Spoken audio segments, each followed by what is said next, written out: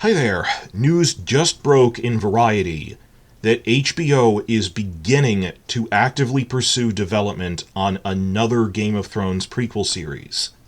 This one on the Targaryen Conquest, which is about 100 years before House of the Dragon and 300 years before Game of Thrones. Now, this video is just the breaking news version of this, basically a trailer for the full video that I've already scripted out but haven't recorded yet. We're going to go over all the major points of information and points of concern in detail, but it basically boiled down to a 7-point list, so I'm going to rattle it off.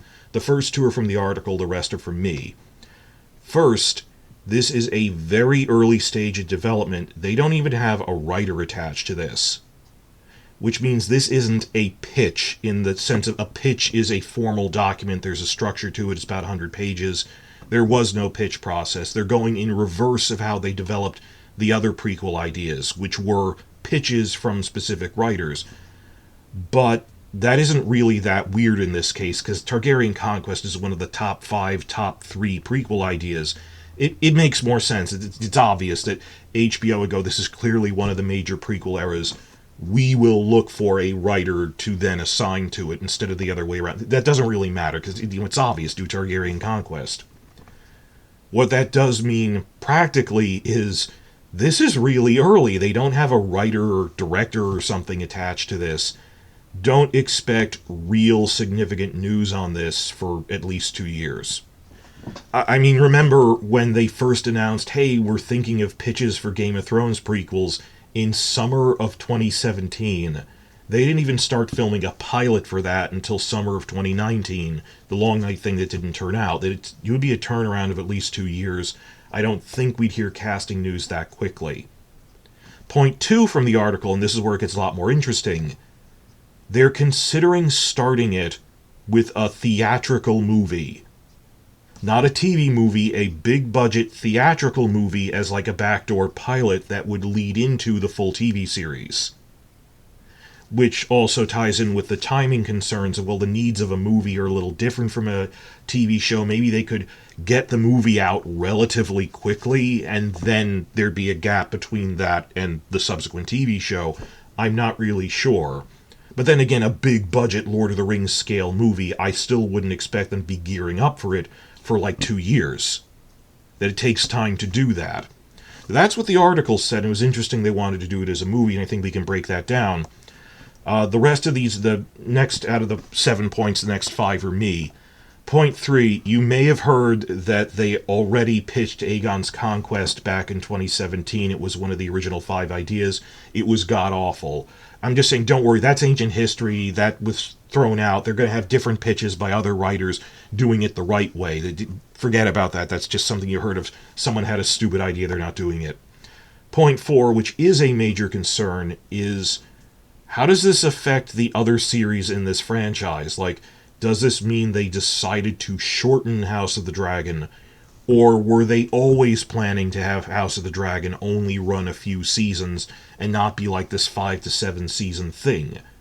And there's debate on that, but quite separately from that, how does this affect the Duncan Egg prequel, which up until like a month ago, up until I heard this today, we all thought the Duncan Egg prequel was the front runner to be the next TV show in this franchise. It's not necessarily exclusive. They might be pursuing all 3 projects concurrently, or at least in the case of Duncan Egg, tonally it is very different from Targaryen Conquest. It's this small-scale character piece, and they've even openly said one of the major selling points of Duncan Egg is it's really cheap to do, because it's this focused, it's only on 2 major characters, character piece like that.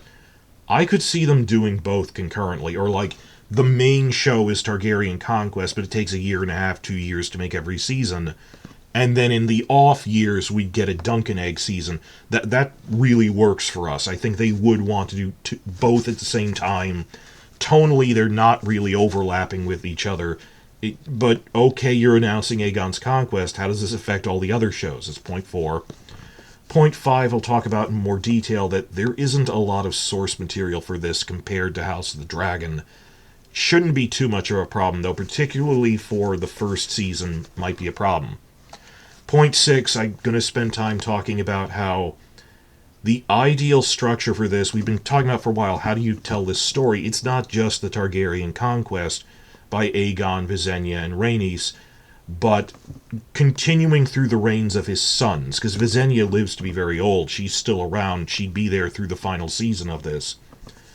And we basically figured out that you need a 5-act structure for the conquest, then the First Dornish War, then the reign of his first son, who's a weakling, then the rise of the tyrant Maegor, and then the fall of Maegor. That's 5 seasons, 5 acts. But, tying back to point 1, the first season would be the most action-heavy and have the least source material. There's very little dialogue for it. That novella was very short compared to the Sons of the Dragon stuff. That might be why they made an argument for do the conquest itself as like a long-form, big-budget Lord of the Rings scale 3-hour movie. What I was mentally thinking of as Season 1 is now like something on the scale of Lord of the Rings The Two Towers.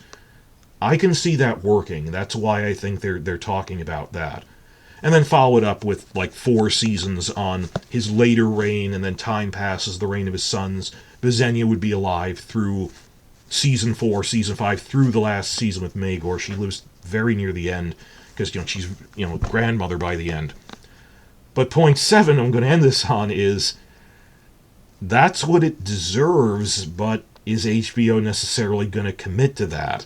With all the stuff we've been hearing about House of the Dragon lately, if in my headcanon we're getting 5 seasons, and okay, Season 1 works better as a big movie, I get that. What if they try to cram everything from Aegon's Landing through the death of Maegor into 3 seasons? I mean, a movie and then 2 seasons of 8 episodes each. You'd be cutting a lot of material if you did that. And I'm worried about wishful thinking, that we know how we would tell it. Does that necessarily mean that's how HBO is going to do it?